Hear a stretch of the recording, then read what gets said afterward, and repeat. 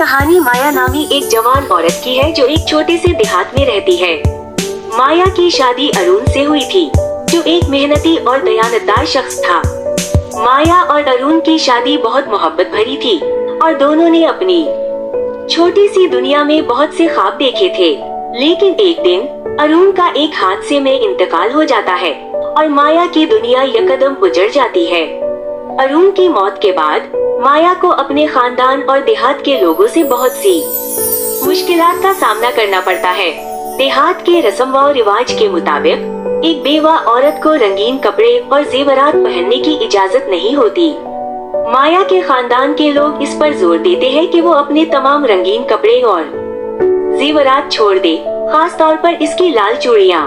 वो लोग कहते हैं कि बेवा औरत को सिर्फ सफेद कपड़े और सादगी से जीना चाहिए। माया को अपने शौहर से बेहद मोहब्बत थी और वो इसकी यादों को अपने दिल में जिंदा रखना चाहती थी।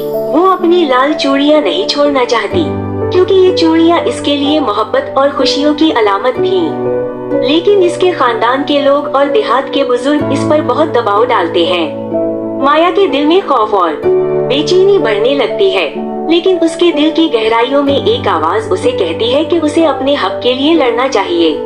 एक दिन माया देहात की पंचायत के सामने खड़ी होती है और कहती है कि वो अपनी लाल चूड़ियाँ नहीं उतारेगी।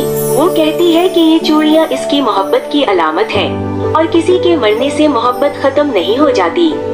वो कहती है कि बेवा होना कोई जुर्म नहीं और औरत को अपनी खुशियों का हक है, चाहे वो बेवा हो या नहीं। माया की बातें पंचायत के लोगों को हैरान कर देती हैं और कुछ लोग इसकी हिमायत भी करने लगते हैं। माया अपने हक के लिए लड़ती रहती है और आखिरकार वो देहात में तब्दीली लाने में कामयाब हो जाती है। लोग उसकी हिम्मत और जुर्रत को सराहते हैं और देहात के रस्म व रिवाज में तब्दीलियां आने लगती हैं।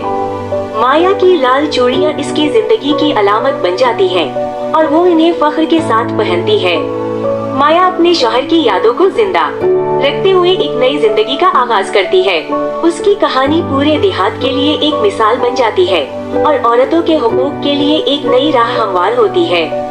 माया साबित कर देती है कि मोहब्बत और यादों को जिंदा रखना किसी रस्म व रिवाज का मोहताज नहीं होता।